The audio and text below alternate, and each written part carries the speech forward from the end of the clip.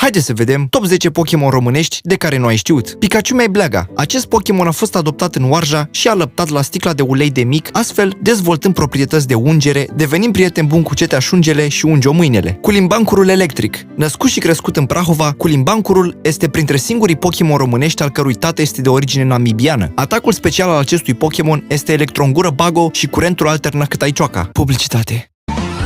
Who's that Pokémon? Ați ghicit, este Scooby-Doo. Pentru Pokémon customizați, click follow și DM pe Instagram. Bulbul, buclul, bulcul, bulbul. Bulbul, buclul, bulcul, bulbul, buclucaș, bubuie, barca bunicii, bombănind bine bolta bisericii bunului, bombardier, bisexual, bocind, briceagul brigadierului belit. Hoașca cu genitale în aripi. Pokémon de grad înalt, provenind din episcopia suceveană, din cauza abilităților lui aviatice, în 1960, în timpul erei regretului, sucevenii foloseau hoașca cu genitale în aripi să transporte boi cu genitale în cozi, dintr-o gospodărie într-alta. Charizard zătear focul din Mediaș. Acest Pokémon este diferit de alți Pokémon din cauza faptului că are 3 ventricule pe ficatul stâng pentru ventilație. Rinichiul pompează combustibil în sânge, iar plămânii sunt alcătuiți din 4 straturi de carbon haladit cu pompe funebre ce duc spre organul focului sau foculoaica, cu ajutorul căreia acesta scuipă foc. Bulbazarul cu 2 floci. Acest bulbazar se găsește desigur în bazar, în piața din Timișoara, între orele 19 și 27:30, fiind acum folosit ca mascota recoltei din toamnă până vara și invers. Adzipicnâm cu picățele. În Cluj, Adzipicnâmul a fost dat în urmărire generoasă în septembrie anul trecut, când a reușit să fure 4 camioane de cremă de zahăr ars nears și 6 dulapuri cu ușe tanșe de intraaerul în ele. Garciompănimea scula este un hibrid animal de origine vegetală ce se poate găsi în pădurile de garciompâni din Timișoara până în Oradea. Garciompănimea sculele sunt Pokémon păsăritici, rușinoși, aceștia fiind găsiți doar în zbor. Șoșuneatan te atinge. Această Pokémon mirifică, găsită în cărțile de desenat pentru copii, se diferențiază prin culoarea roz bombon de bufon cu tirbușon de beton pe buton. Și în final, Vulpix introduxis anusis. Vicleana cu 8 cozi, una ruptă și una roasă, se găsește în Muzeul Pokémonilor din Craiova, păzit de către ea însuși.